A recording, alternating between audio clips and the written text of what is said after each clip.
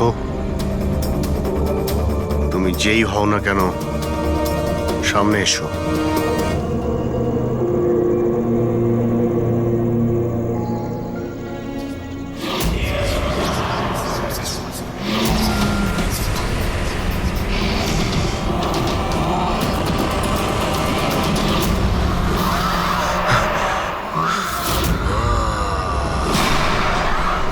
কে তুমি?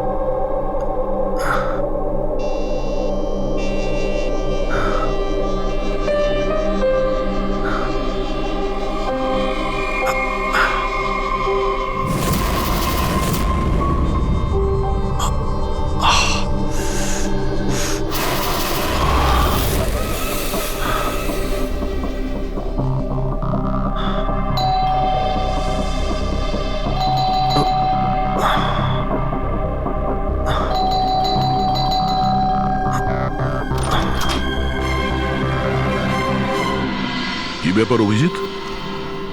কখন থেকে ফোন করছি, তোমার ফোন বন্ধ আসছে কেন? ফোন হ্যাঁ,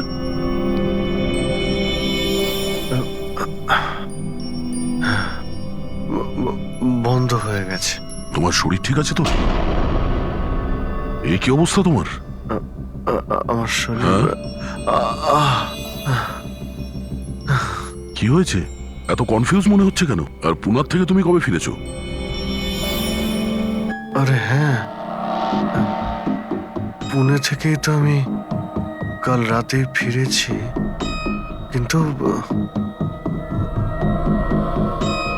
আমি বাড়িতে কি করে এলাম? কি কি হয়েছিল কাল রাতে? অভিজিৎ, তোমার গাড়ি বাইরে দাঁড়িয়ে আছে, তুমি তো গাড়ি ড্রাইভ করে নিয়ে এসছো না? কি হয়েছে কি? তুমি ঠিক আছো তো? গাড়ি গাড়ি বাইরে, তাহলে আমি এখানে?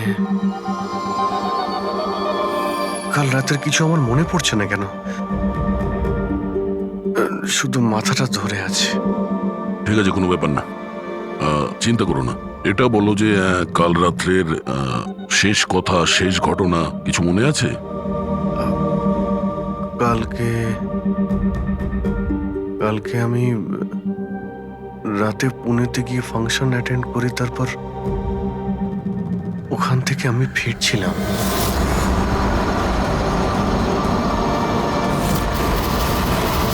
তারপরে আমি এখানে কি করে পৌঁছলাম, কখন ঘুমোলাম, কিছুই তো মনে নেই।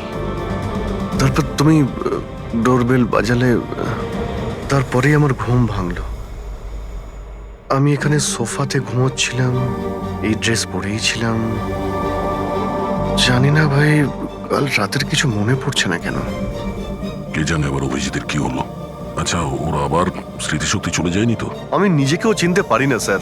আমি কি করি, কোথায় যাই, কার সঙ্গে দেখা করি, আমি কিছুই জানি না। কেউ জানে না বস, কখন কিভাবে ও সামনে চলে আসবে। জানি না দয়া, আমার কেন মনে হচ্ছে যে কাল রাতে এমন কিছু হয়েছে যেগুলো হওয়াটা উচিত হয়নি। কিন্তু কি করে জানতে পারবো? চিন্তা করো না, মনে পড়ে যাবে, মনে পড়ে যাবে কাল রাত্রে কি হয়েছিল। আমরা আবার পুনেতে যাই। হ্যাঁ হ্যাঁ, তুমি ফ্রেশ হয়ে যাও, আমি তোমার জন্য চা বানাচ্ছি। ওকে, আচ্ছা আচ্ছা, ঠিক রিল্যাক্স। আছে।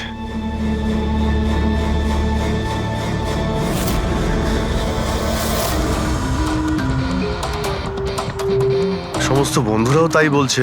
কাল রাতে আমি যখন বেরিয়েছিলাম একদমই ঠিকঠাক ছিলাম। আমি জানি না রাস্তায় কি হলো যে স্মৃতিশক্তি মনে হয় চলেই গেছে।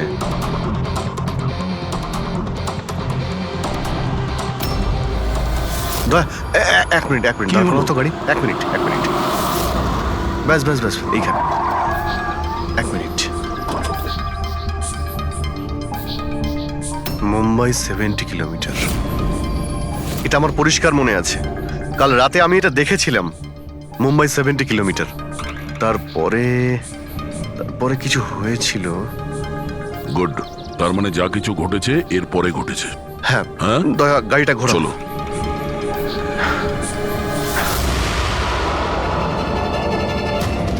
দয়া হ্যাঁ, এইখানে দাঁড় করাও। এখানে? ব্যাস এইখানটায় হ্যাঁ, বাদিকটায় দাঁড় করাও, এই জায়গাটায়। এখানে আমার গাড়ির সামনে একটা মেয়ে চলে আসে আর আমার কাছে সাহায্য চায়। তারপর তারপর কি হয়েছে? তারপর আমি ওকে বললাম গাড়িতে বসো, আর হ্যাঁ ওই তো দয়া, ওটা দেখতে পাচ্ছ? ওখানে আমি গিয়েছিলাম, ওই বাড়িতে।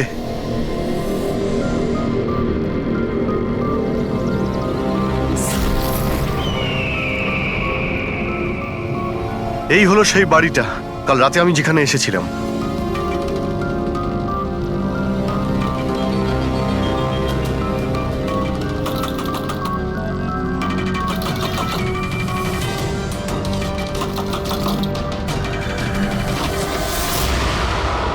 হ্যাঁ বলুন। তুমি? ওরা সবাই আমাকে মেরে ফেলবে স্যার, প্লিজ আমাকে এখান থেকে নিয়ে চলুন। হ্যাঁ এই তো, এই সেই। তুমি কাল রাতে সাহায্য চাইতে এসেছিলে না? এখন ঠিক আছো? কি? আমি সাহায্য চাইতে এসেছিলাম? আমি তো আপনাকে চিনি না। আচ্ছা আপনারা কারা বলুন তো? তুমি তুমি আমাকে চেনো না?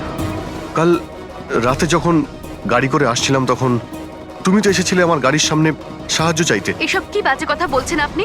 দেখুন আপনারা এখান থেকে চলে যান, না হলে আমি পুলিশকে ফোন করব। তুমি কি পুলিশকে ফোন করবে? আমি নিজে একজন সিআইডি অফিসার, আমার সব মনে পড়ে গেছে। বুঝেছো তুমি? তুমি ওখানে গাড়িতে বসেছিলে, তোমাকে বলেছিলাম গাড়িতে বসতে। আমি এখানে এসেছিলাম এই বাড়িতে, আর আর এখানে কেউ কেউ ছিল। এসব কি বাজে কথা বলছেন বলুন তো আপনারা? দেখুন এনাকে আমি এর আগে আর কখনো দেখিনি। ঠিক আছে, এবার আপনারা আসতে পারেন।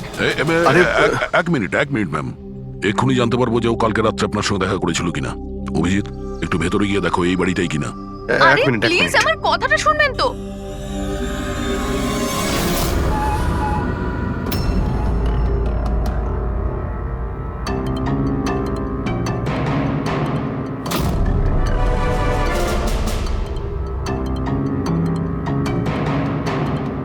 দয়া, বাড়িটা তো এটাই, কিন্তু এরকম ছিল না বাড়িটা। সবকিছু কেমন অন্যরকম লাগছে।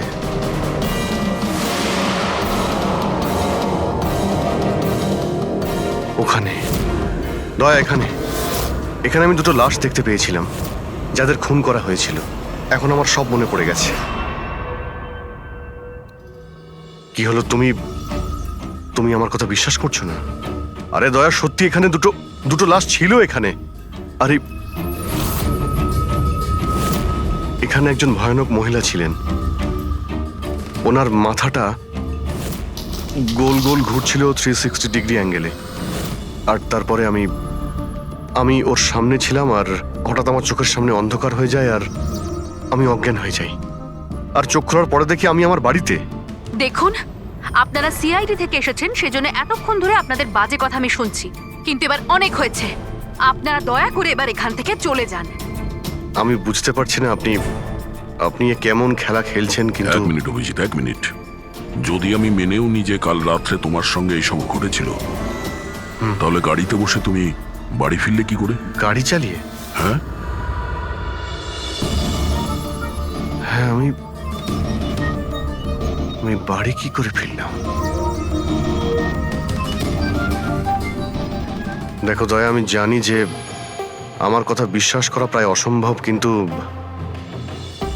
কিন্তু কিন্তু তুমি তো কাল আমার কাছে সাহায্য চাইতে এসেছিলে।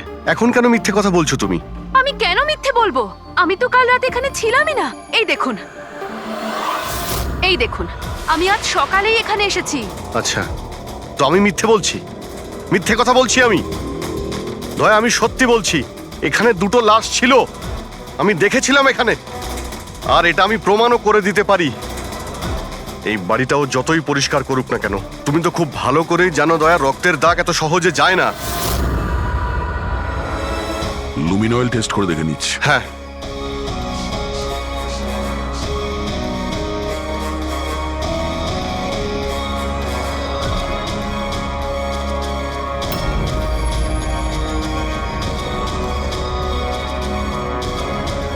অভিজিৎ, এখানে রক্ত তো কি, রক্তের ছিটে ফোটাও নেই।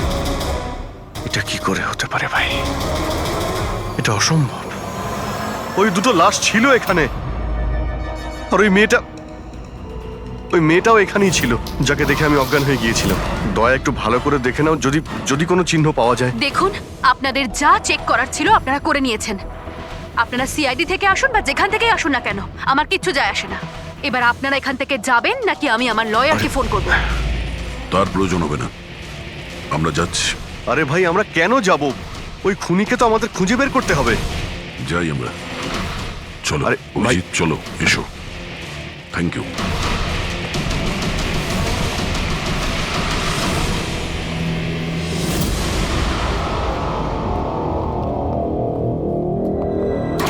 আচ্ছা, তোমার মনে হচ্ছে যে আমি মিথ্যে কথা বলছি? আরে ভাই, তুমি তো বাড়ির ভেতরে সবকিছুই দেখলে, নর্মাল। জানি না কি করে নর্মাল হয়ে গেল। আমাকে বিশ্বাস করো দয়া, এটা আমার কল্পনা নয়। এই হলো সেই মেয়েটা। 100% শিওর? 200%। তুমি জানো যে যতক্ষণ আমার বিশ্বাস না হয় ততক্ষণ আমি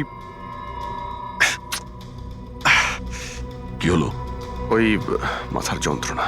ডোন্ট ওয়ারি, আমি বুঝতে পারছি।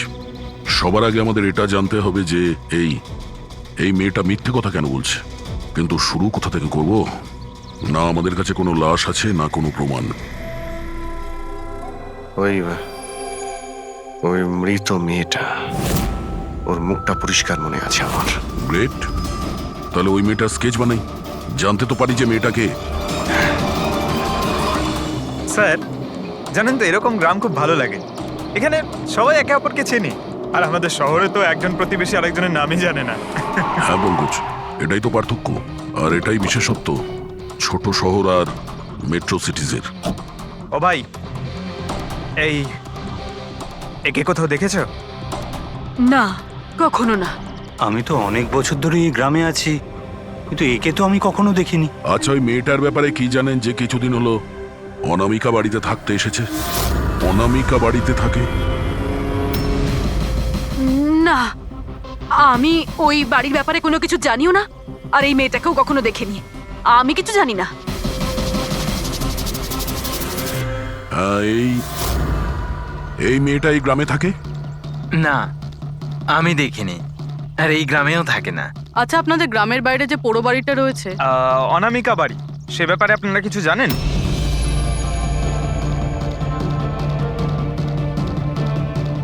না না, আমরা কিছু জানি না। ওই সম্বন্ধে আমি কিছু জানি না। আচ্ছা ভাই, এই যে মেয়েটাকে দেখছেন, একে আশেপাশের কোনো গ্রামে দেখেছেন? না স্যার, আমি তো এই মহিলাকে চিনি না। ম্যাম প্লিজ একটু মন দিয়ে দেখুন, খুব ইম্পর্টেন্ট। না, আমি আগে কখনো দেখিনি। আর ওই যে অনামিকা বাড়িটা আছে গ্রামে, ওর ব্যাপারে কিছু বলতে পারবেন?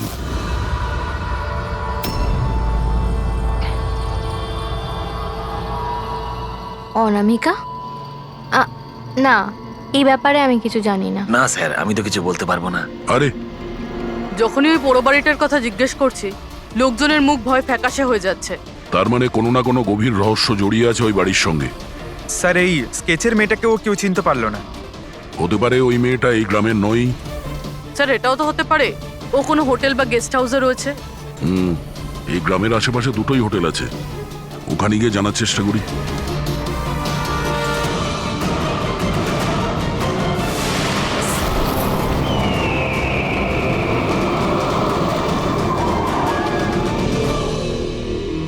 হ্যাঁ স্যার, ইনি নেহা দেবী। ইনি দুদিন আমাদের হোটেলে ছিলেন, ওনার হাজবেন্ড যশের সাথে। আচ্ছা, চেক আউট কবে করেছিল এরা দুজনে? গতকাল বিকেলে। কাল বিকেলে? এরা দুজনে এসেছিল কোথা থেকে? স্যার, এরা দুজন পুনে থেকে এসেছিল। পুনা থেকে? স্যার, পরশু ওনারা একটা ক্যাব বুক করেছিলেন এখানে পাশের একটা শহরের জন্য। ট্যাক্সি? হ্যাঁ স্যার। কোথায় যাবার জন্য? সিন্ধুগড়, এখান থেকে 1 ঘন্টা দূরে স্যার। সিন্ধুগড়? সিন্ধুগড় কেন? জানি না স্যার। আর এই ক্যাব সার্ভিস কোনটা ছিল যেটা আপনারা বুক করেছিলেন? স্যার আমাদের এখানে একটাই ক্যাব সার্ভিস আছে, এটা ওর কার্ড।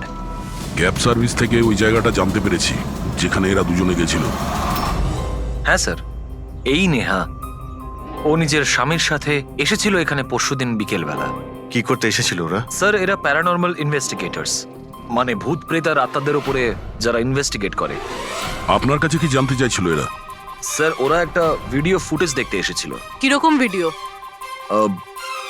স্যার 1 বছর আগে আমি আর আমার বন্ধুরা সোশ্যাল মিডিয়াতে একটা ভিডিও চ্যানেল চালাতাম যেখানে আমরা মানুষদেরকে ভূত প্রেতদের ভিডিওস দেখাতাম। একদিন আমরা খুব ভুলবশত ওই অনামিকা হাবিলিতে শুটিং করার সিদ্ধান্ত নিয়েছিলাম। বন্ধুরা, এবার আমরা সেই ভুতুড়ে বাড়িতে চলে এসেছি যেখানে বিগত 100 বছর ধরে ভয়ানক আত্মারা বাস করে।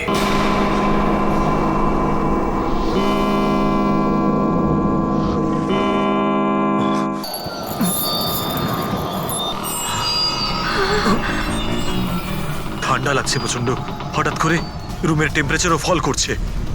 অদ্ভুত ব্যাপার। চলো শালু, ওপরে যাই।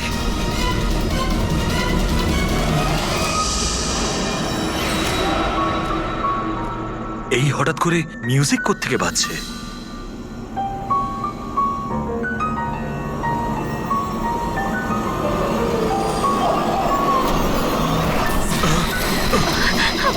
কি কি হচ্ছে সব কিছু? আরে কি হচ্ছে নাকি রনি? আরে এটা এটা এটা কি কি হচ্ছে সব? আরে শালু কি হচ্ছে সব? আরে রনি, আরে কি হচ্ছে সব কিছু? চলো পালাই আমরা এখান থেকে। পালাও এখান থেকে। পালাও পালাও এখান থেকে। আরে দরজাটা খোলো। দরজা খোলো। আরে দরজাকে বন্ধ করো। দরজা খোলো। দরজাটা খুলে দাও। দরজা খোলো। কেউ দরজাটা খোলো।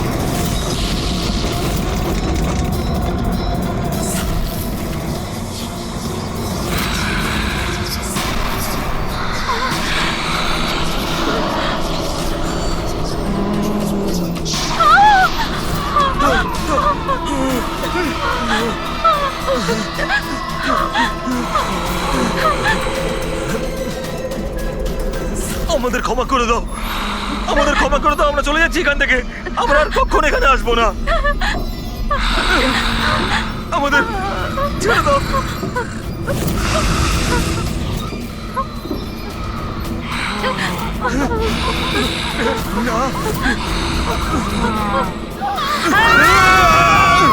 আমি তো কোনো একটা ভাবে রক্ষা পেয়ে গেছিলাম, কিন্তু আজ পর্যন্ত আমার বন্ধুদের কোনো খবর আমি পাইনি। এইরকমই শব্দ, একই রকম দেখতে, এরকমই তো। দয়া, আমি ওই বাড়িতে এরকমই দেখেছিলাম। তুমি যশ আর নেহাকে জিজ্ঞাসা করোনি যে এত বছর বাদে ওখানে যাওয়ার এত ইন্টারেস্ট কেন? স্যার কারণ নেহা আর যশের সাথে আরো একটা মেয়ে এসেছিল, সোনাল। বলছিল যে যে এই হাবিলিটা নাকি ওর পরিবারের, আর ওই আত্মাদেরকেও সরাতে চায়। সোনাল? এই সোনাল দেখতে কেমন ছিল কিছু বলতে পারবেন? স্যার ওর হাইট অন্তত পক্ষে 5 ফিট 4 ইঞ্চ, খুব রোগা এবং খুব গায়ের রং উজ্জ্বল, কটা চোখ, আর লেফট ঠোঁটের ওপরে একটা তিল আছে।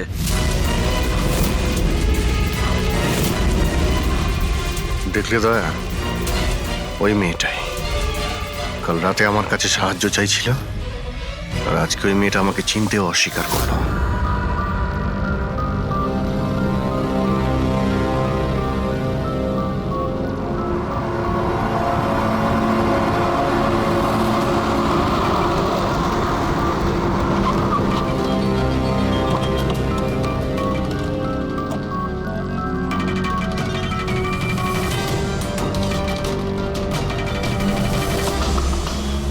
সোনাল, সোনাল, সোনাল,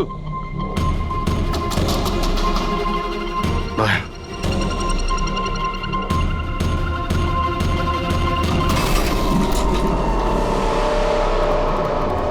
দেখলে কোনো জিনিসই এখানে নেই, মনে হচ্ছে ও পালিয়ে গেছে। সোনাল,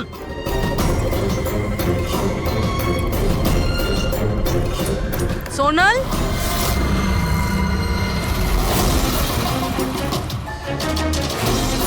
স্যার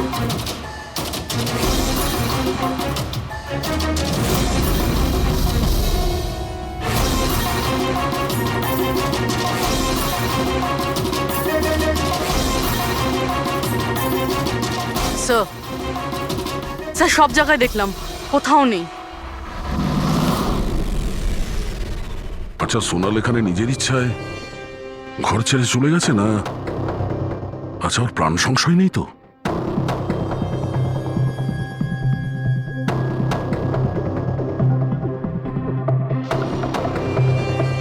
একটা অনুরোধ করতে চাই স্যার, ওই পুরনো হাভেলিটাকে নিয়ে ইনভেস্টিগেট করবেন না।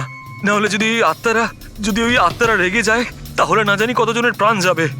কিন্তু আমরা জানি স্যার, আপনারা সিআইডির লোক, আত্মাতে বিশ্বাস করেন না, কিন্তু আগুন ছাড়া তো ধোঁয়া ওঠে না স্যার।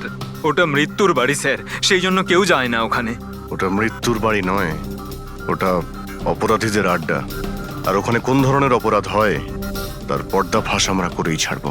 স্যার, আপনারা যে রাক্ষসের পর্দাফাঁস করতে চাইছেন তার সাজা কিন্তু সমস্ত গ্রামবাসীদের ভুগতে হবে স্যার।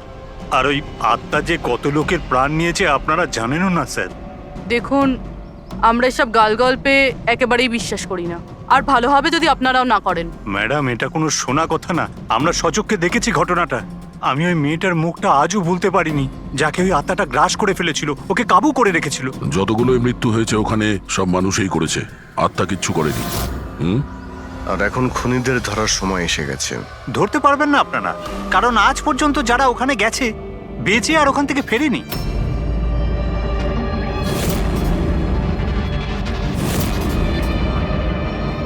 ঠিক আছে, আমরা এখনই ওখানে যাচ্ছি, আর আজ রাত্রে আমরা ওখানেই থাকবো।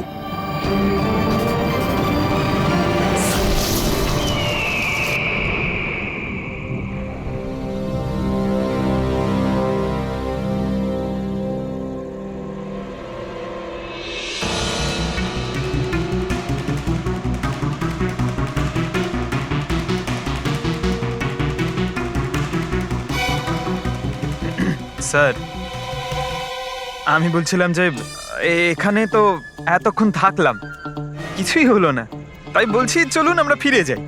হ্যাঁ স্যার, যাবো, তবে কাল সকালে। হ্যাঁ, একটা কাজ করো, একটু ঘুরে এসো বাড়ির চারিদিকে। একা একা স্যার? হ্যাঁ, একা। চলো, যাও যাও।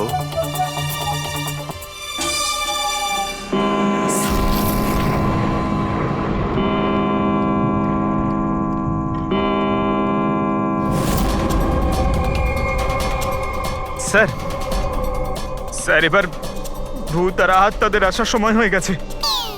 এখন আমি যাব একা একা?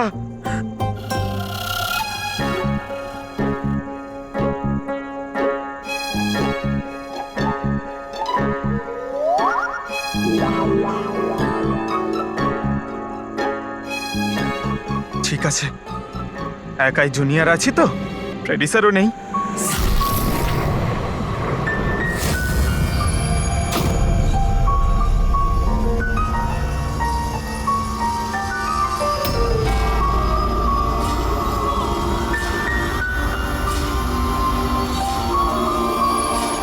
এটা তো সেই মিউজিকটাই যেটা মহেশের ভিডিওতে ছিল। এটা বাজাচ্ছে কে?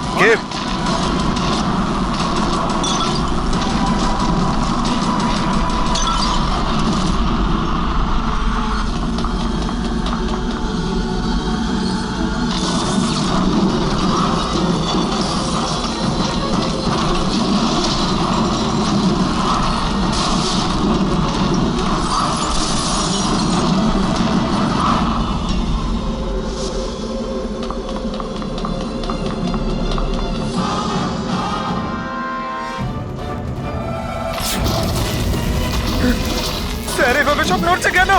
এসব কি হচ্ছে স্যার? স্যার স্যার স্যার জানি না এসব কি হচ্ছে।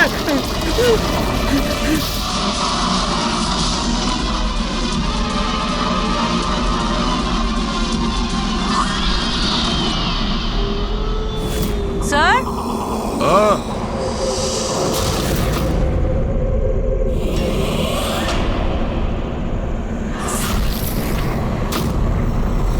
স্যার হ্যাঁ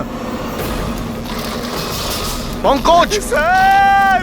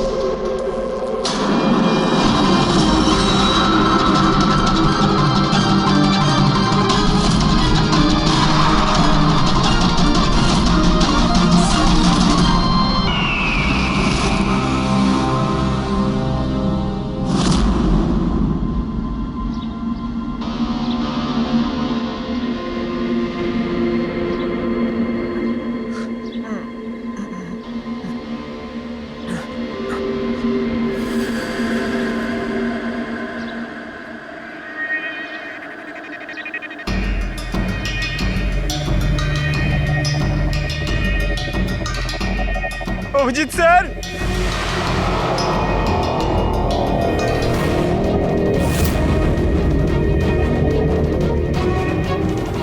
দয়া স্যার দয়া স্যার দয়া স্যার দয়া স্যার উঠুন দয়া স্যার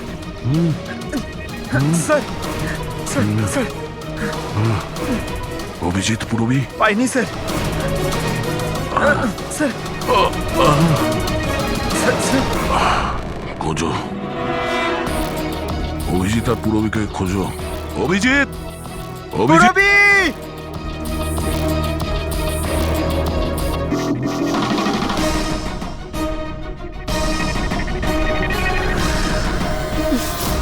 পুরবী পঙ্কজ কেমন আছো তুমি? পঙ্কজ আমি ঠিক আছি। অভিজিৎ স্যার অভিজিৎ স্যার দয়া sir Abhijit sir Abhijit sir দয়া স্যার দয়া স্যার ওপরে, কিন্তু অভিজিৎ স্যারকে পাইনি। অভিজিৎ স্যার অভিজিৎ স্যার কোথায় গেল? জানি পঙ্কজ না। অভিজিৎ স্যার অভিজিৎ স্যার পঙ্কজ আমি ওদিকটা দেখছি। হ্যাঁ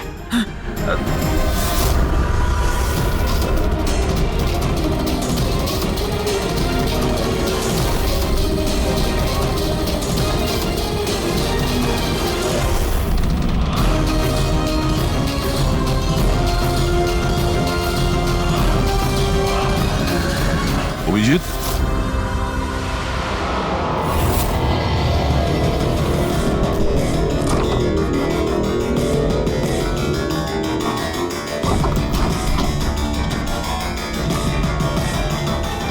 অভিজিৎ! কি হচ্ছে? হ্যাঁ? স্যার কোথাও নেই স্যার। স্যার কাল রাতে উনি আমার সঙ্গেই ছিলেন। ওই ভূতের খেলা শুরু হলো, তারপর থেকে আর দেখিনি ওনাকে। উধাও হয়ে গেছে। আমাদের এখানে আসা উচিত হয়নি স্যার। ওরা ঠিকই বলেছিল, যদি অভিজিৎ স্যারের কিছু হয়ে যায় তাহলে। না, পঙ্কজ সব বেকার কথা। এটা কোনো গভীর ষড়যন্ত্র, বড় ষড়যন্ত্র। কেউ খুব প্ল্যান করে এই কাজগুলো করছে। কিন্তু স্যার আপনার মনে আছে তো রাতে আমরা সবাই ভয় পেয়েছিলাম। হ্যাঁ, আমরা সবাই কেন ভয় পেয়ে গেছিলাম আর কিভাবে, তার উত্তর এখন নেই আমাদের কাছে। এখানে এই গ্রামে থাকা লোকগুলো সবাই জানতো যে সিআইডি এখানে এই বাড়িতে কাল রাত্রে থাকবে। তার মানে এই গ্রামেই কেউ আছে যে সব করছে। ওই মেয়েটার মুখটা আমি দেখেছিলাম। স্যার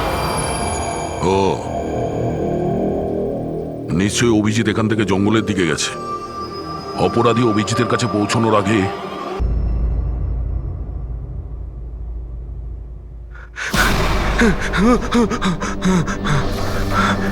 আমি আমি আমি কোথায় আমি কোথায় আপনি শুয়ে থাকুন, দেখুন আমরা আপনাকে ব্যান্ডেজ করে দিচ্ছি। আপনি ওখানে জঙ্গলে পড়েছিলেন অজ্ঞান আর রক্তাক্ত অবস্থায়। আমি দয়ার সঙ্গে কথা বলতে চাই। ওকে কিছু এখনই বলতে হবে আমাকে। দেখুন আমরা আপনার বন্ধুদের ফোনে ট্রাই করছি, কিন্তু ওদের নম্বর লাগছে না। আমি দেখছি নাম্বার লাগছে না।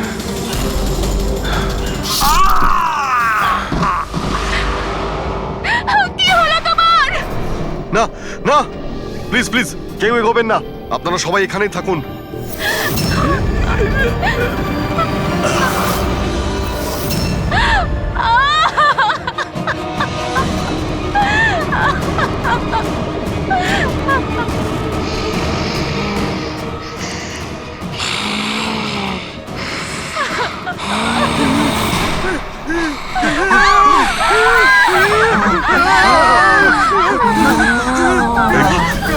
খবরদার যদি কাউকে ক্ষতি করার চেষ্টা করিস, ওখানে দাঁড়া, আরে কবি না।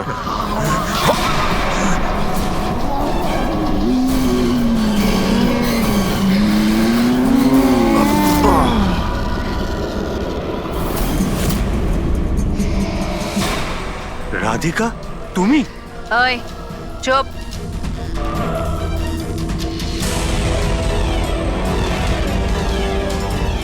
ওই এবারে কেউ মেরে ফেল। না না না না না না না। এবার তো সবাইকে মারতেই হবে।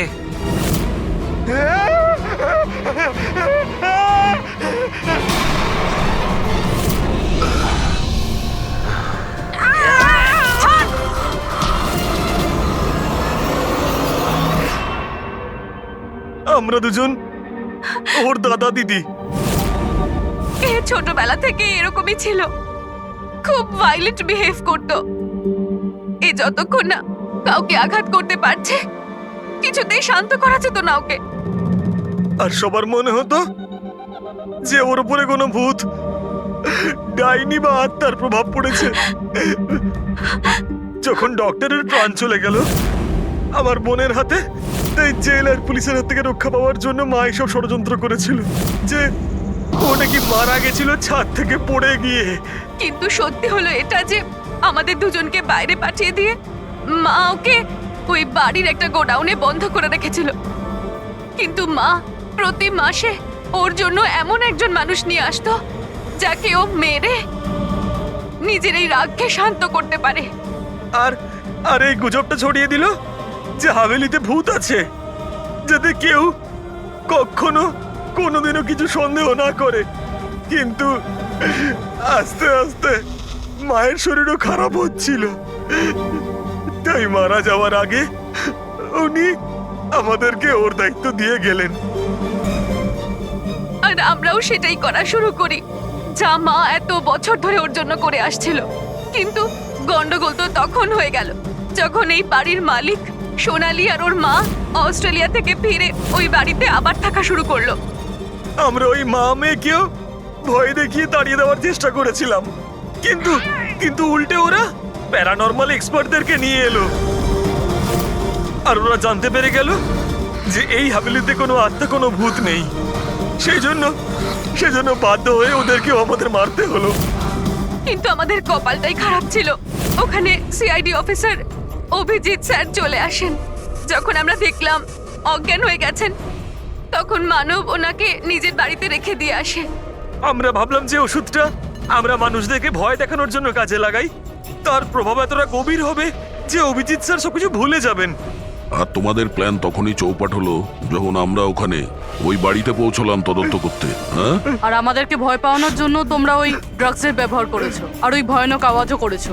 হ্যাঁ, ওইভাবে আত্মা সেজে আমি ভয় দেখাচ্ছিলাম। আমরা দুজন ওই বাড়িতে একটা স্পিকার লুকিয়ে রেখেছিলাম, আর আমরা কিছু আওয়াজ রেকর্ড করে রেখেছিলাম যা ওই স্পিকার দিয়ে শোনা যায়। আচ্ছা, ওই মেয়েটা সোনাল, ও অভিজিৎকে চিনতে পারলো না কেন? কারণ ওর মা আমাদের হেফাজতে ছিল আর আমরা হুমকি দিয়েছিলাম যে যদিও মিথ্যে না বলে তাহলে ওর মাকে আমরা মেরে ফেলবো। আলিয়া শুধুমাত্র ভালো চিকিৎসা দরকার ছিল, কিন্তু আফসোস তোমরা ভুল রাস্তা বেছেছো।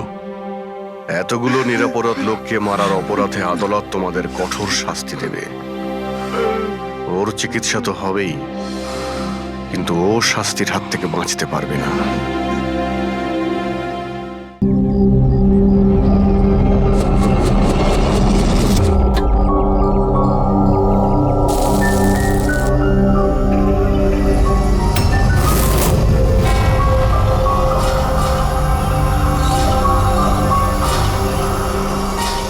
কি হলো? বুঝলি সিদ্ধার্থ, এটা ভেবে অবাক লাগছে যে এতক্ষণ সময় হয়ে গেল আর কেউ আমাদের ওই ব্যাপারে কিচ্ছু জিজ্ঞেস করলো না।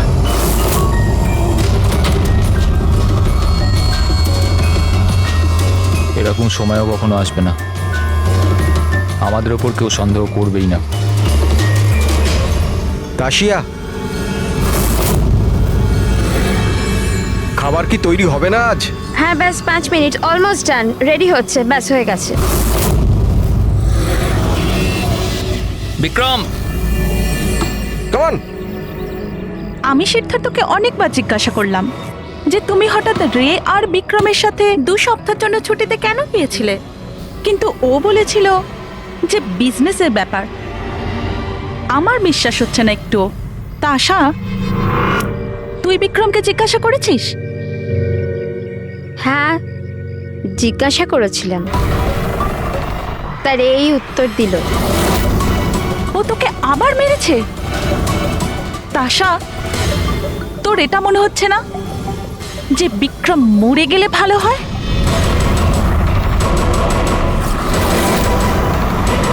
হ্যাঁ। খুব মজা হলো, হাঁপিয়ে গেলাম রে।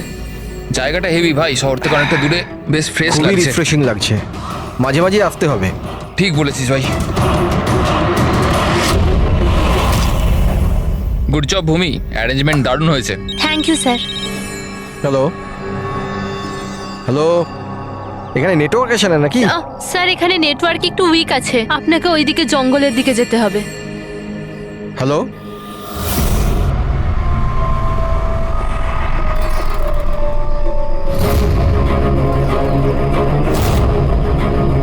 হ্যালো, তোর নেটওয়ার্ক কেন আসছে না? হ্যালো,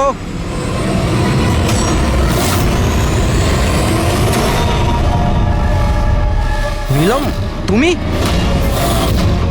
নীলম, নীলম,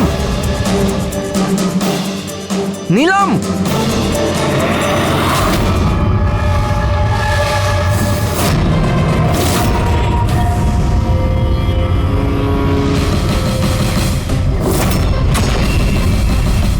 বিক্রম! এখানে নিলামকে কে ডেকেছে? বিক্রম? ও কেন ডাকতে যাবে? কিন্তু ও এখানে কি করে এলো? ওই দেখো নিলাম! নিলাম!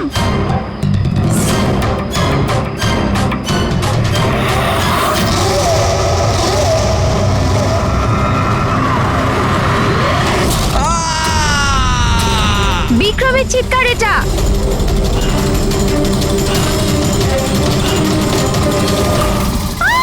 বিক্রম!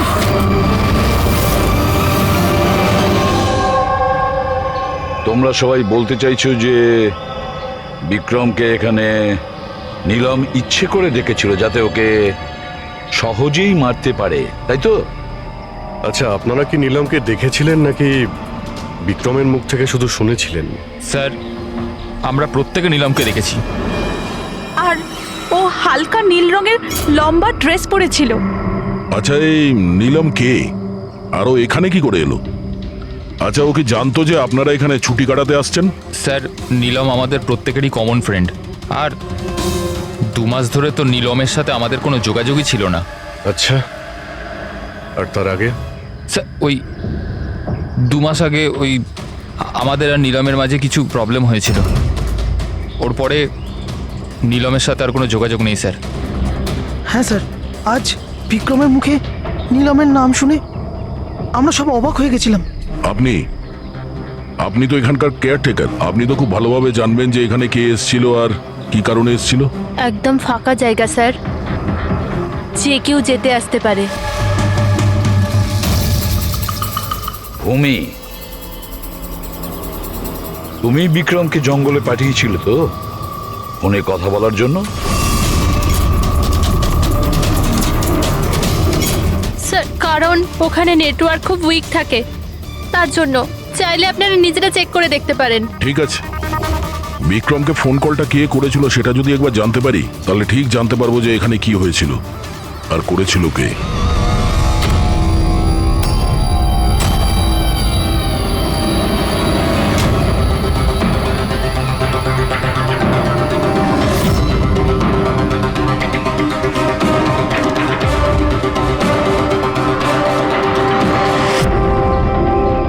রেডি? এর উপরে ওঠো। এই নাও। কে? আমি? আরে পা দাও, ওইতে পা। চলো। আরে স্যার, কিচ্ছু হবে না। হ্যাঁ, সাবধানে। তাড়াতাড়ি করো। আরে স্যার, ধরে নাও এটা। স্যার সাবধানে, নয়তো আমি পড়ে যাবো কিন্তু।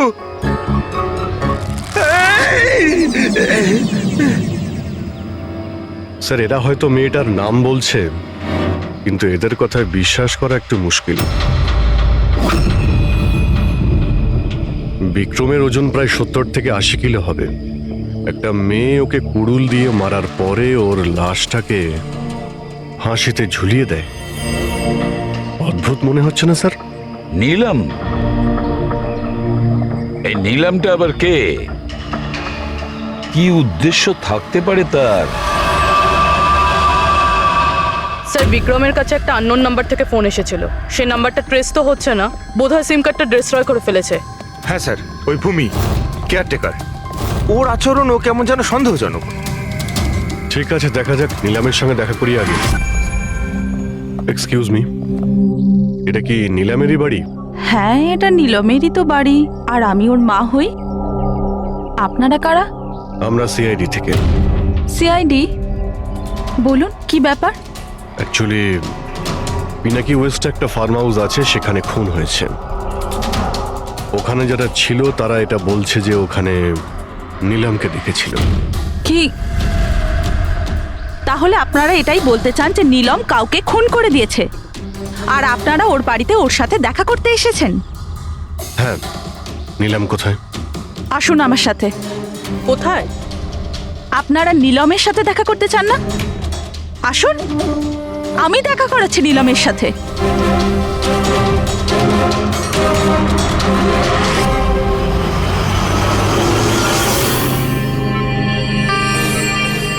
এই যে আমার নীলম, দেখছেন আপনার এর অবস্থা?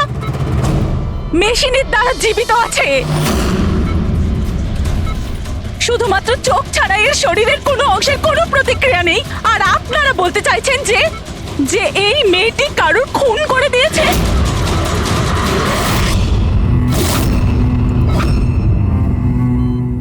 খুন করেছে আমার দিদি? নীলামের এরকম অবস্থা কবে থেকে আর কিভাবে? গত মাস থেকে। ওর সেই গাড়ি অ্যাক্সিডেন্ট হয়েছিল, তারপর। এই অ্যাক্সিডেন্ট হলো কি করে? মানে কেউ এসে ধাক্কা মেরেছিল না গাড়ির ব্রেক ফেল হয়ে গেছিল? ওই নীলম নেশা করেছিল। আপনারা কারা আর এসব কি হচ্ছে? আমরা সিআইডি থেকে এসেছি। সিআইডি? দেখুন ডক্টর, ওর খুব কাছের বন্ধু বিক্রম, যাকে কেউ নৃশংসভাবে হত্যা করেছে, আর ওখানে যারা ছিল তাদের বক্তব্য হলো এও নাকি ওখানে উপস্থিত ছিল। দিস ইজ নট পসিবল, এটা হতে পারে না। ওরা সবাই মিথ্যে কথা বলছে। বিক্রম আর ওর বন্ধুরা একেবারেই দিদির বন্ধু নয়, বিজনেস পার্টনার ছিল। চিট করেছে ওরা দিদিকে, ঠকিয়ে বিজনেস থেকে আলাদা করে দিয়েছে। ভালোই হয়েছে, ওই 3জন চিটারের মধ্যে একজন মারা গেছে। খুব ভালো হয়েছে। আমাদের কাছে 5 জন আই উইটনেস আছে, প্রত্যক্ষদর্শী, যারা ওকে ওখানে ঘটনা ঘটার সময় দেখেছিল। আপনি বলতে চাইছেন ওর অবস্থা খুব শোচনীয়? দেখুন, আপনার কথা শুনে আমি খুব অবাক হয়েছি। নীলম সেই অবস্থাতেই নেই যে কোনো মুভমেন্ট করতে পারে। ও নিজের ইচ্ছায় একটা আঙুলও নাড়াতে পারবে না। হ্যাঁ, এটা ঠিক যে ও আমাদের দেখতে পারে, আমাদের শুনতে পারে, আমাদের বুঝতে পারে, কিন্তু এর থেকে বেশি কিছু নয়। ও যে কিছুটা করতে পারছে সেটা আমাদের দেওয়া স্টিমুলেশনের জন্য। মানে আমরা কন্টিনিউয়াসলি ওর ব্রেন ম্যাপিং করছি, ওর মস্তিষ্কের অবস্থার প্রোগ্রেস দেখার জন্য। এটা জানার জন্য যে নীলমের শোনার, দেখার, শোয়ার আর স্পর্শ অনুভব করার কতটা ক্ষমতা আছে, যাতে ওর রিকভারি তাড়াতাড়ি হতে পারে। কিন্তু নীলম শুধু মিউজিক আর ফ্রেগ্রেন্স, তার মানে সুগন্ধতে রিয়্যাক্ট করছে, কারণ ওর মস্তিষ্ক এইসব জিনিসে রেসপন্ড করে। নীলম এই মুহূর্তে একটা প্রাণহীন ফার্নিচারের মতো। ও এখান থেকে নড়তেই পারবে না, কারণ মার্ডার কি করে করবে? বিক্রম নীলমকে দেখেছিল আর ওর পিছু নিয়েছিল। রে, সিদ্ধার্থ আর তাশিয়া, মনিকাও দেখেছিল। এতজন দেখেছে, সবার ভুল হতে পারে, এটা কি করে সম্ভব? কিন্তু নীলমের এই অবস্থা তো আমরা দেখছি স্যার। দেখুন ডক্টর, আপনাদের হসপিটালের গেট থেকে শুরু করে এই পুরো হসপিটালের সিসিটিভি ফুটেজ আমি দেখতে চাই। সরি স্যার, গত সপ্তাহে সিসিটিভি ক্যামেরা খারাপ হয়ে গেছে, কোনো ফুটেজ তো নেই আমাদের কাছে। এখন ডক্টর, একটা কথা মনে রাখবেন যে যদি এটা প্রমাণ হয় যে নীলামি ক্রাইম সিনে ছিল, তাহলে আপনার লাইসেন্স ক্যান্সেল হতে পারে।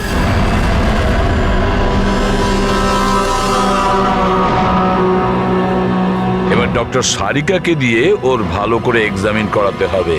এই পরিস্থিতিতে দুটো ব্যাপার হতে পারে। হতে পারে এই নীলম নাটক করছে, কিংবা ওর মতো দেখতে কেউ আছে, আর এতজনে দেখেছে, সবার চোখে তো আর ফাঁকি দিতে পারবে না। স্যার, আমার মনে হচ্ছে পুরবি আর ফ্রেডিকে একে লক্ষ্য রাখার জন্য এখানেই থাকা উচিত। তাহলেই জানা যাবে ও বিছানা থেকে উঠতে পারে কিনা। পুরবি, হেড্রিক, এই করিডোর থেকে শুরু করে আর ওর ঘর অবধি খুব ভালো করে খেয়াল রাখবে। ভালো তো লাগছে না ওকে এই অবস্থায় দেখতে, কিন্তু তবু আমাদের ওর ফিঙ্গারপ্রিন্টস আর ফুটপ্রিন্টস নেওয়া দরকার। আর তাছাড়া নীলামের ভাই আর মা ছাড়া ওখানে আর কে কে আসেন ওর খোঁজ নিতে, ওর সঙ্গে দেখা করতে, সেটাও দেখতে হবে।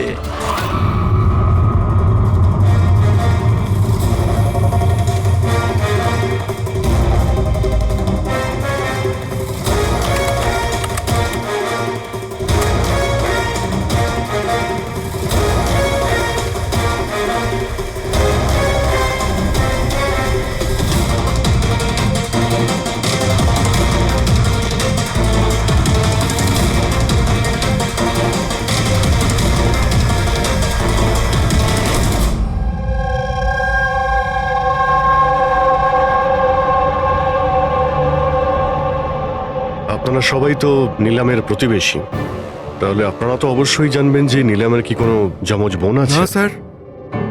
আচ্ছা, কোনো কাজিন বা ফ্রেন্ড যাকে নীলামের মতোই দেখতে? স্যার, নীলমকে আমরা ছোট থেকে দেখছি, অনেক বছর ধরে চিনি ওদের পরিবারকে। নীলমের কোনো বোন নেই, শুধু একটা ভাই আছে। আচ্ছা আচ্ছা রাজু, তুমি তো অনেক বছর ধরে এখানে কাজ করছো, তুমি নিশ্চয়ই জানবে। স্যার, নীলম দিদির আত্মীয়দের দেখেছি আমি, ওনার বন্ধুদেরকেও আমি চিনি, কিন্তু স্যার এমন কেউ নেই যাকে নীলম দিদির মতো দেখতে। নীলম, ওর জ্ঞান নেই, ও কোমাতে আছে, আর ও তো কিছুই করতে পারবে না। আর রইল বাকি সবাই যারা ওই সময় পিকনিকে প্রেজেন্ট ছিল। বিক্রমকে খুন ওদেরই মধ্যে কেউ করেছে। তবে স্যার, এই তাশিয়া বিক্রমের স্ত্রী, ওর মুখ দেখে মনে হচ্ছে না যে ওর স্বামী মারা যাওয়াতে ওর কোনো আফসোস রয়েছে।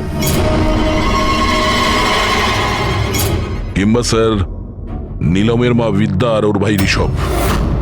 স্যার, বিক্রম আর ওর বন্ধুরা নীলমকে বিজনেস থেকে সরিয়ে দিয়েছিল। হতে পারে বদলা নেওয়ার জন্য দুজনে মিলে বিক্রমকে প্রাণে মেরে দিয়েছে। স্যার, সন্দেহর তালিকায় তো এও রয়েছে, এই বিক্রমকে জঙ্গলের দিকে পাঠিয়েছিল স্যার। পঙ্কজ, এই 4 জনের ওপর কড়া নজর রাখো।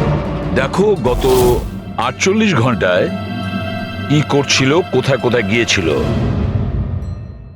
স্যার, স্যার আমার একটা ব্যাপার একদম ভালো লাগেনি। কি ভালো লাগছে না ভাই? স্যার, আমি নিজে ওই মেয়েটাকে এক্সামিন করে আসছি, বেচারি নিজের হাতটাও নাড়াতে পারে না, আর আমরা ওর ফুটপ্রিন্টস আর ফিঙ্গারপ্রিন্টস খুনির সাথে ম্যাচ করাচ্ছি। দিস ইজ সারিকা, একটা কথা তুমি খুব ভালো করে মনে রাখবে, তুমি এতদিন ধরে সিআইডিতে কাজ করছো, সিআইডির কাজে কোনো ইমোশনের জায়গা নেই। এখানে সবাইকে সন্দেহ করতে হয়। মনে রেখো, ওই মেয়েটাকে 5 জন লোক ওখানে দেখেছে, বুঝলে? ইমোশনের কি আছে? এক কাজ করো, এই সব ফিঙ্গারপ্রিন্টস যেগুলো পূরবী আমাদের এনে দিয়েছে, আর এই দড়ি থেকে কুড়ুল থেকে যে ফিঙ্গারপ্রিন্টস আমরা পেয়েছি, ওগুলো আমি সেভ করেছি। একটু ম্যাচ করে দেখো যদি কিছু পাওয়া যায়।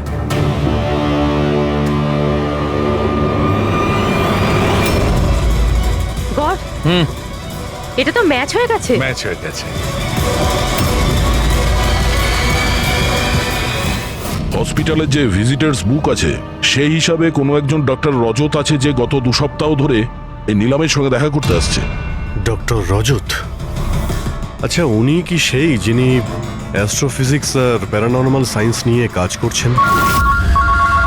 হ্যাঁ শালুকে বলো। কি নিলাম ক্রাইম সিনে গিয়েছিল? নিলাম হাঁটতে পারে?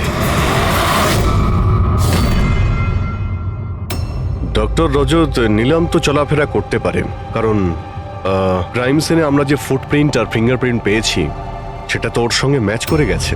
তাহলে এই পুরো বিষয়ে আপনার কি রোল? দেখুন, আমি আপনাদের কথা অস্বীকার করছি না। হসপিটালের বেড থেকে নিলাম উঠতে পারে। হ্যাঁ, ওর ফিঙ্গারপ্রিন্টস আর ফুটপ্রিন্টস অ্যাস্ট্রাল প্রজেকশনের সাথে মিলবে কি মিলবে না, that I am not sure. Excuse me, কি বললেন আপনি? Astral, what is that mean? এক মিনিট, astral projection? Are you joking? আমার সঙ্গে মজা করছেন না তো? নীলমের ভাই ঋষভকে আমি বলেছিলাম একটা বিশেষ মিউজিক চালানোর জন্য আর নীলমের পাশে ফুল রাখার জন্য। এই কাজটা ওর মস্তিষ্কে প্রভাব ফেলবে, ওটা তাড়াতাড়ি কাজ করতে থাকবে আর নীলম তাড়াতাড়ি সুস্থ হয়ে যাবে। এখন বুঝতে পারছি যে নীলমের মস্তিষ্ক খুব বেশি পাওয়ারফুল হয়ে গেছে, এতটা যে ও নিজেকে অন্য কোথাও প্রজেক্ট করতে পারে। ও নীলম নয়, ওর অ্যাস্ট্রাল প্রজেকশন। এক মিনিট, আপনি বলছেন যে ওর প্রজেকশন অন্য জায়গায় করতে পারবে? এটা কিভাবে সম্ভব? দেখুন, অ্যাস্ট্রাল প্রজেকশনকে যদি খুব সাধারণভাবে আপনাকে বোঝাই তাহলে সেটা এইভাবে। দেখুন, যেমন মরার পরে মানুষের আত্মা তার শরীর থেকে আলাদা হয়ে যায়, ঠিক একই রকম জীবিত মানুষের চেতনাকেও ফিজিক্যালি বাইরে বের করা সম্ভব। আর যেমন আমি বুঝি যে নীলমের কেসেও এরকমই কিছু হয়েছে। দেখুন ডক্টর রজত, সায়েন্সে এমন কোনো প্রমাণ নেই যাতে এই কথাটা কনফার্ম হতে পারে যে শরীর থেকে আত্মাটাকে বাইরে বার করা যায়। আর আপনার থিওরি অনুযায়ী একটা 40-45 কিলো ওজনের একটা মেয়ে যে কোমায় রয়েছে, সে একজন 85 কিলো ওজনের একটা লোককে দড়িতে ঝুলিয়ে দিয়েছে। তার মানে আপনারা আমার কথা বিশ্বাস করছেন? তাহলে আপনারাই বলুন, এক হাত পায়ে অক্ষম মেয়ে যে হাসপাতালের বেডে পড়ে আছে, সে একই সময় দুটো আলাদা আলাদা জায়গায় কিভাবে থাকতে পারে? থ্যাংক ইউ ভেরি মাচ, সেটা আমরা খোঁজ নিয়ে নিচ্ছি।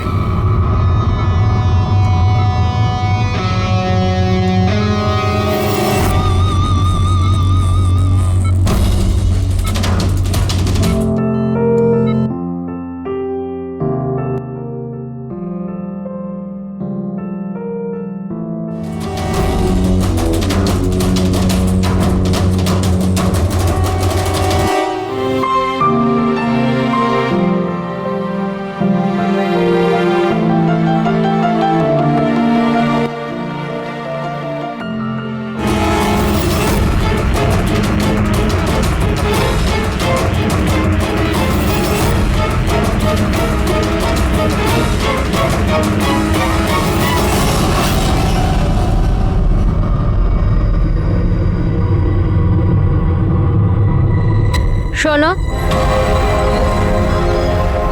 আমি তোমাকে কিছু বলতে চাই।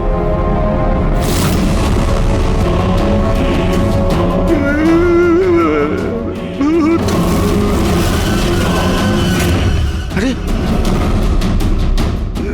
এই মাত্র তো ছিল।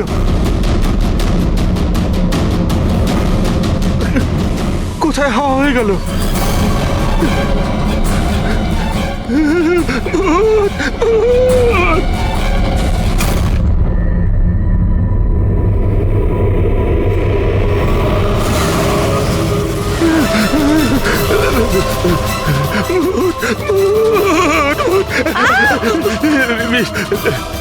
ওখানে ভূত। কোথায়? পুরবি, আমি ওকে নিজের চোখে দেখেছি, ওখানে দাঁড়িয়ে ছিল। ও হঠাৎ করে উধাও হয়ে গেল। কিন্তু নিলাম তো এখানেই ছিল, এখান থেকে ওঠেও নি। এই নিলাম একই সময় দু জায়গাতে?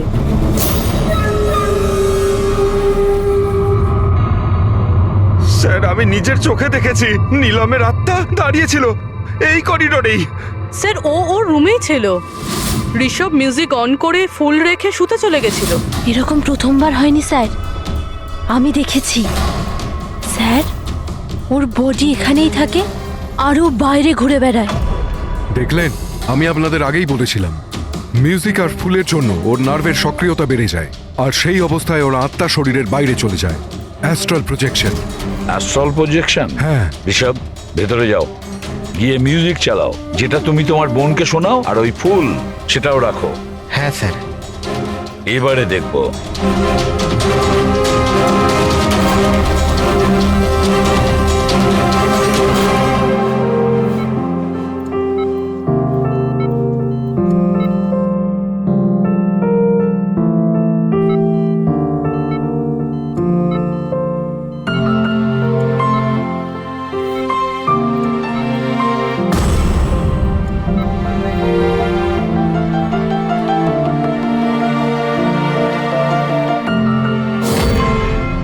দেখুন, শরীরে সক্রিয়তা বাড়ছে।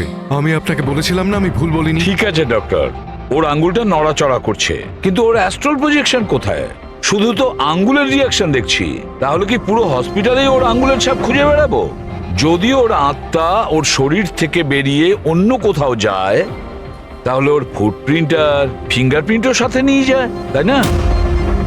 দেখুন, আপনাকে বুঝতে হবে, নীলমের আত্মা আপনার অর্ডারে তার শরীর ছেড়ে বাইরে আসবে না।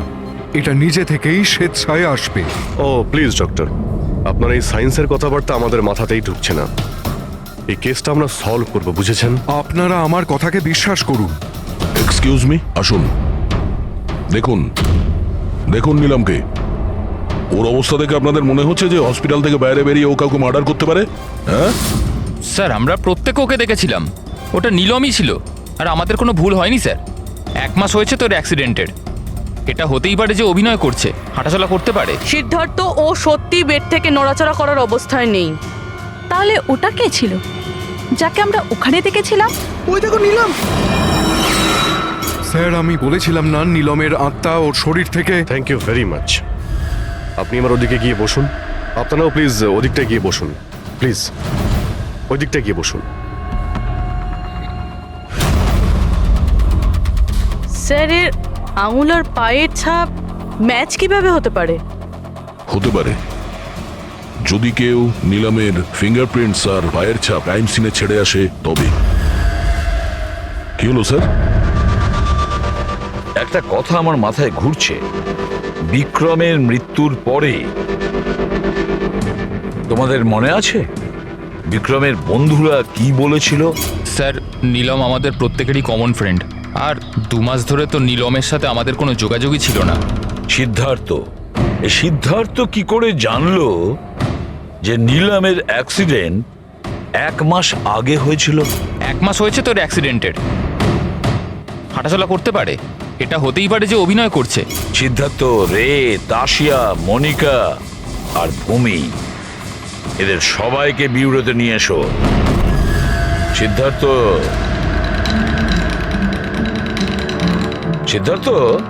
Yes sir. নীলমের সঙ্গে শেষ কবে দেখা হয়েছিল? স্যার, আমি তো বলেইছিলাম, প্রায় 2 মাস আগে। আসলে হয়েছে কি, একটু ভুলে যাই, বয়স হয়েছে তো। 2 মাসের মধ্যে যখন দেখা হয়নি, তাহলে নীলমের অ্যাক্সিডেন্টের ব্যাপারে তুমি কিভাবে জানলে? স্যার, ঠিকঠাক তো মনে নেই, কিন্তু কথায় কথায় বিক্রমই বলেছিল আমাকে। তোমরা বিজনেস পার্টনার ছিলে, তাই ও মারা যাওয়াতে সব থেকে বেশি লাভ তো তোমাদেরই হয়েছে। স্যার, বিজনেস পার্টনার ছিলাম, খুনি নয়। আর ও বন্ধু ছিল আমাদের, ওর ব্যাপারে আমরা এসব ভাবতেই পারি না। যদি লাভের কথা বলেন তো বিক্রমের মৃত্যুর লাভ তো সবচেয়ে বেশি ওর ওয়াইফ তাসিয়ারই হয়েছে। বিক্রমের মৃত্যুর পর আপনার প্রতি হওয়া অত্যাচার কমে গেল, এটা ছাড়া আর কোনো সুবিধা পেয়েছেন আপনি? হ্যাঁ, বিক্রম চলে যাবার পর আমার আর ভয় লাগে না, আর আমি বেশ ভালোই আছি। কিন্তু আমি বিক্রমকে মারিনি। নীলমকে চেনেন আপনি? আমি নীলমকে একদমই চিনি না। 25শে জুলাই যেদিন নিলামের অ্যাক্সিডেন্ট হয় সেই সময় তোমরা কোথায় ছিলে? স্টার ক্লাব, বিকেসি, তারপর আমরা এয়ারপোর্ট গেছিলাম স্যার। সিদ্ধার্থ, তোমার স্মৃতিশক্তির প্রশংসাই করতে হয়। স্যার মনে তো থাকবেই, ওয়ার্ল্ড ট্যুরের জন্য টিকিট আমি তো বুক করেছিলাম। ট্রাভেল এজেন্ট কে ছিল? সাইমা ট্রাভেলস। যেই বাংলোতে আপনি ছুটি কাটাতে গিয়েছিলেন, ওখানে যাওয়ার আগে আপনি ওখানে 2-3 বার গিয়েছিলেন। কি করতে গিয়েছিলেন? আমি এটাই দেখতে গিয়েছিলাম যে ওখানে কেমন সব ব্যবস্থা, ওটাই দেখাচ্ছিল। ভূমি, আপনি বিক্রমকে বাংলোর পিছনে এইটা বলে পাঠিয়েছিলেন ওখানে নেটওয়ার্ক আসে, কিন্তু এটা সত্যি না, আমরা চেক করেছি। দেখুন ম্যাডাম, ওরা অনেক বড় লোক, আমার ওদেরকে মেরে কি লাভ হবে? আর আপনি শুধু শুধু আমাকে এইসবে টানছেন। ম্যাডাম, আমি কিছু করিনি। তাহলে বিক্রমের মৃত্যুর আগে, একদিন আগে হসপিটালের বাইরে কি করছিলেন? আমার ভাইয়ের দোকান আছে, ওখানে দেখা করতে গেছিলাম। আর মনিকা, আপনার কি বক্তব্য? আমি নীলমের ব্যাপারে কিছু জানি না, তাছাড়া আমার হাজব্যান্ড আমাকে বেশি কিছু বলে না, তাই এসব ব্যাপারে আমার কিছু যায় আসে না।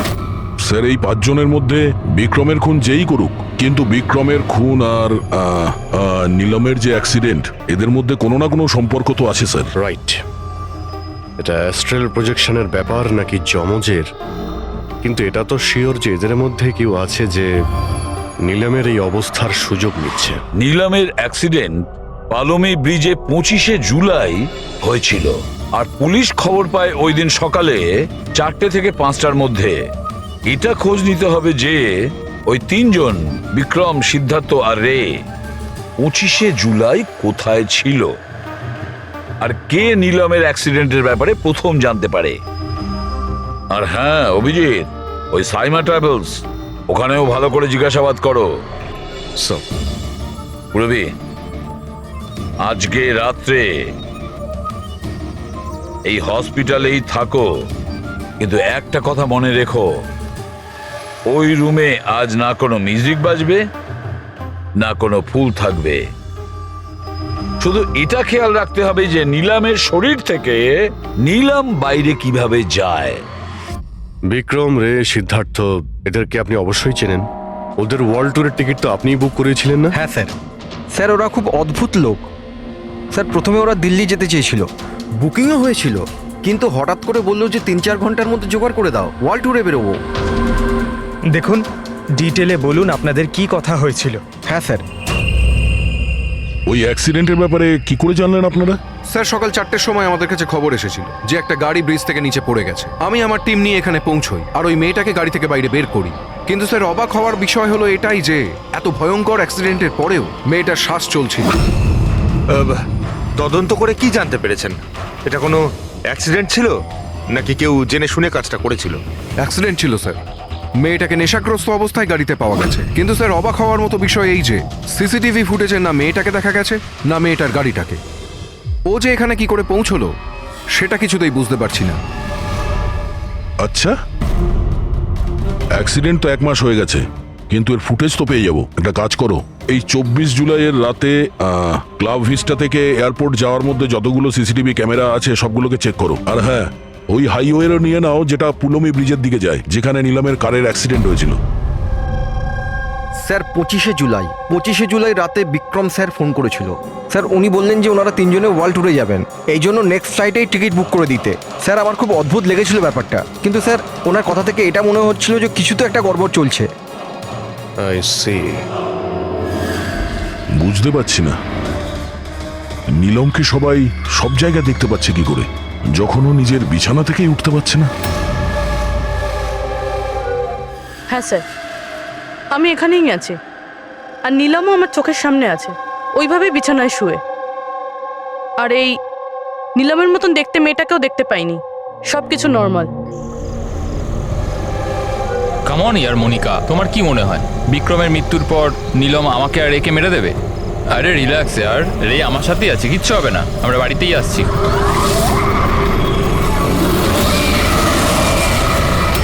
নীলম, নীলম, সিদ্ধার্থ সামনে নীলম দাঁড়িয়ে আছে।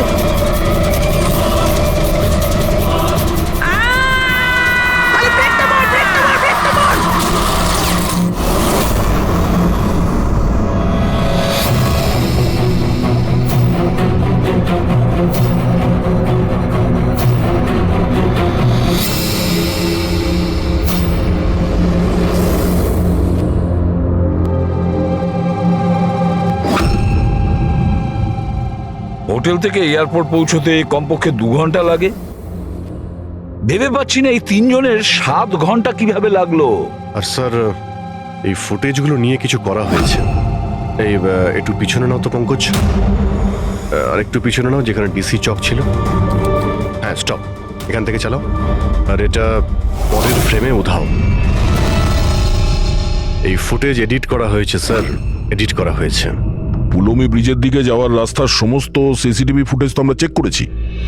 নীলমের কার তো কোথাও দেখতেই পাইনি। আর যদি নীলম এই রাস্তা দিয়ে না যায়, তাহলে ওর গাড়ি ওখানে ওই পুলমি ব্রিজের নিচে কি করে গেল? স্যার, মনে হচ্ছে নীলমের সঙ্গে ওখানেই কিছু হয়েছিল, যেখান থেকে ফুটেজে গাড়িটা উধাও হয়েছে। পুলিশের রিপোর্ট অনুযায়ী নীলামের অ্যাক্সিডেন্ট হয়েছিল 25 তারিখ সকালে 4টে থেকে 5টার মধ্যে, মানে অ্যাক্সিডেন্টটা 24 তারিখ রাত্রে হয়েছিল। যে ট্রাফিক পুলিশ ওই সময় ডিউটিতে ছিল আর সার্ভিলেন্স কপস ডিউটিতে ছিল, ওদের সাথে কথা বলতে হবে। Hello, what? এখন কোথায়? ওকে, ঠিক আছে, আমরা আসছি। স্যার, এই সিদ্ধার্থ আর রের গাড়ির অ্যাক্সিডেন্ট হয়েছে। কি? ওরা এখন ব্লু হেল। ঠিক হয়ে যাবে।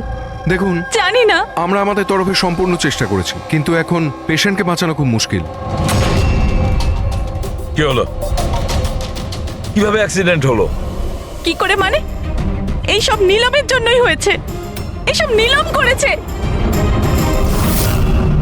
এটা আপনি কি করে জানলেন? আমি ফোনে শুনেছিলাম, রে সিদ্ধার্থকে বলল যে সামনে রাস্তায় নীলম দাঁড়িয়ে আছে। নীলম, সিদ্ধার্থ সামনে নীলম দাঁড়িয়ে আছে। ওরা দুজনেই খুব ভয় পেয়ে গেছিল। পুরবি, তুমি নীলমের কাছেই ছিলে তো? স্যার, স্যার নীলম হসপিটালেই ছিল, ওর বাইরে যাওয়ার প্রশ্নই ওঠে না। আপনাকে এই অ্যাক্সিডেন্টের খবর কে দিয়েছে? 12:30টার সময় কারো ফোন এসেছিল, কিন্তু ফোনেতে নিজের নামটাও বলেনি। আমরা যখন অ্যাক্সিডেন্ট স্পটে পৌঁছলাম, কারটা তখন পাল্টি মেরে রাস্তার নিচে পড়েছিল। ভেতরে সিদ্ধার্থ রক্তে মাখামাখি হয়েছিল, আর রের শরীরটাও জানলা দিয়ে অর্ধেক ঝুলেছিল। এক কাজ করি, সিদ্ধার্থ আর রে দুজনের মেডিকেল রিপোর্ট আর ওই গাড়িটাকে নিয়ে ফরেন্সিক ল্যাবে পাঠিয়ে দাও। এখানে সব জায়গায় পুলিশ প্রহরা আছে স্যার, সব বন্দোবস্ত হয়ে গেছে স্যার। Very good. আর আশপাশের সমস্ত রাস্তায় ব্যারিকেড লাগিয়ে দাও, ঠিক আছে? কেউ যেন আসতে যেতে না পারে। Over and out. একটা গাড়িও যেন এদিক দিয়ে না যেতে পারে। হ্যাঁ স্যার। যারা হেঁটে হেঁটে যাবে তাদের বলে দাও অন্য রাস্তা দিয়ে যেতে। কাল সকালবেলা এখান দিয়ে ভিআইপির একটা বড় কনভয়ে যাবে, আর ভেতর থেকে আমরা খবর পেয়েছি যে ওই কনভয়ের মধ্যে একটা গন্ডগোল হতে চলেছে। কারোর ওপর যদি একটুও সন্দেহ হয়, সঙ্গে সঙ্গে আমাকে জানাবে। সব সিসিটিভি ক্যামেরা জাজ হয়ে গেছে, সব ঠিকঠাক কাজ করছে। গুড।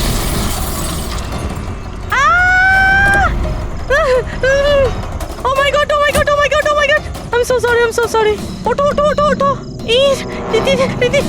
আমি কিছু করিনি। Get up, please get up. Accident করলেন না নাকি? না না না, আমি কিছু করিনি। He came in front of my car. এভাবে কেউ গাড়ি চালায় নাকি? স্যার, এ তো মরে গেছে। মরে গেছে? না না না না না, আমি কিছু করিনি। আরে ম্যাডাম, এই সিসিটিভি ক্যামেরাতে সবকিছু রেকর্ড হয়ে গেছে। এইটা চালু আছে? হ্যাঁ, চলে এগুলো। এটা কেন চলে? অ্যারেস্ট করো ওনাকে। লিসেন। অ্যাকচুয়ালি আমার হাজবেন্ড যে আছে, he is a very very rich man. টাকার কোনো অভাবই নেই ওনার। তো যদি আপনারা চান তো এই ফুটেজটা ডিলিট করা যায় না? এক মিনিট। Get up, get up, get up, save some money, get up, please, please, get up, please. Madam 10 lakh. 10 lakh? CCTV ফুটেজও গায়েব হয়ে যাবে, তার সাথে সব প্রমাণও। আরে এটার থেকে বাঁচতে গেলে এটুকু টাকা তো দিতেই হবে ম্যাডাম। শুধু টাকা নিলেই হবে না, আরো অনেক কিছু নিতে হবে তোমাদের।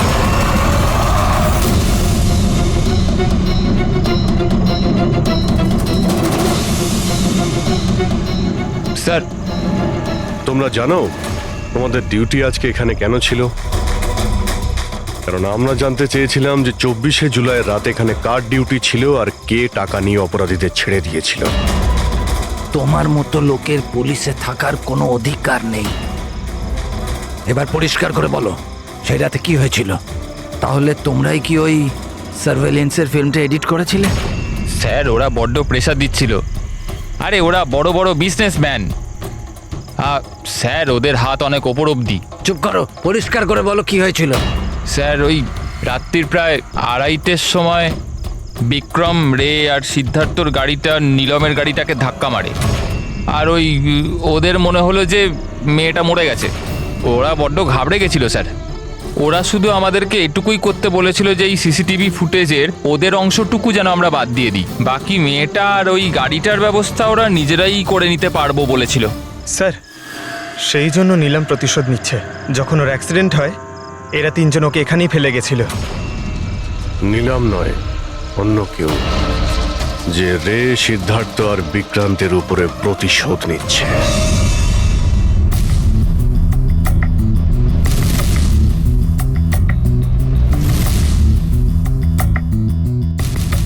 অভিজিৎ, নীলমের শরীর থেকে তার বাইরে যাওয়া পসিবল নয়। অ্যাস্ট্রাল প্রজেকশন, সেটা তো আমরা ধরছিই না।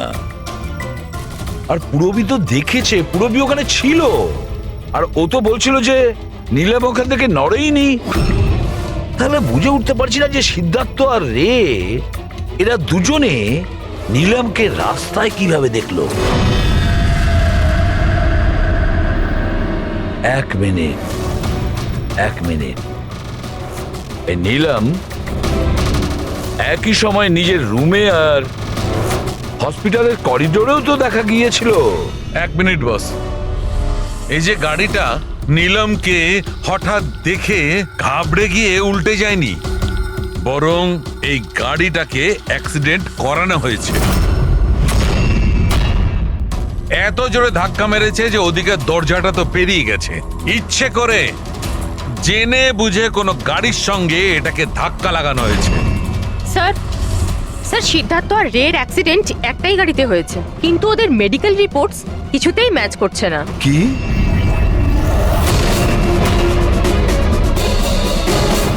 হ্যাঁ বস,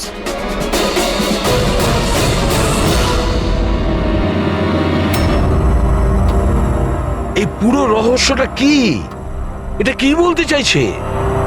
ফিঙ্গারপ্রিন্টস আর ফুটপ্রিন্টস ম্যাচ করা, দুটোই তো অ্যাক্সিডেন্ট। আর সারিকা বলছে যে সিদ্ধার্থ আর রের মেডিকেল রিপোর্ট ম্যাচ করছে না। এই পুরো ব্যাপারটা আসলে কি?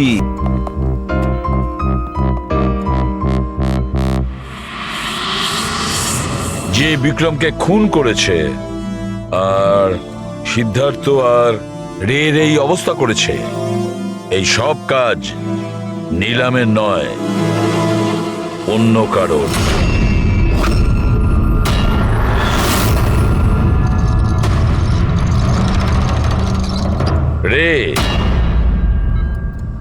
রে তোমার যেখানে অ্যাক্সিডেন্ট হয়েছিল সেখানে সিআইডির অফিসাররা গিয়েছিল। আর তাছাড়া তোমার গাড়ির কন্ডিশন আর তোমাদের মেডিকেল রিপোর্টও চেক করা হয়েছে। ওটা খুব সাংঘাতিক অ্যাক্সিডেন্ট হয়েছিল। দেখো সিদ্ধার্থর কিরকম অবস্থা। কিন্তু একটা জিনিস দেখে ভালো লাগছে, এত বড় অ্যাক্সিডেন্ট, এত সাংঘাতিক অ্যাক্সিডেন্ট যেখানে সিদ্ধার্থর এরকম অবস্থা, সেখানে তোমার তো শুধু এত সামান্য আঘাতটা লেগেছে কিভাবে? আচ্ছা, এই অ্যাক্সিডেন্টটা হলো কিভাবে? আসলে ওই আমি রাস্তাতে নীলমকে দেখেছি, আর এই কথাটাই আমি সিদ্ধার্থকে বলে